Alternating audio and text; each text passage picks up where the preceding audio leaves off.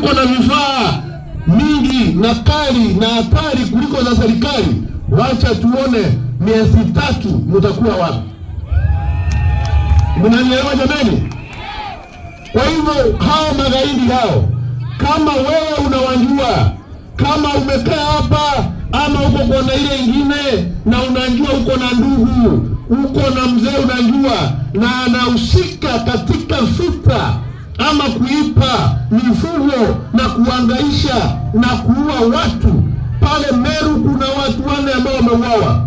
Kama wewe unajua kuna mtu kama hiyo, toa habari mara moja, huyo mtu ashikwe, apelekwe korokoroni au anaishi hapo. He is not supposed to be roaming outside. He is supposed to be in jail, because Kenyan government is a government that obeys the rule of law to ensure the lives and property of all Kenyans imelindwa sawa sawa.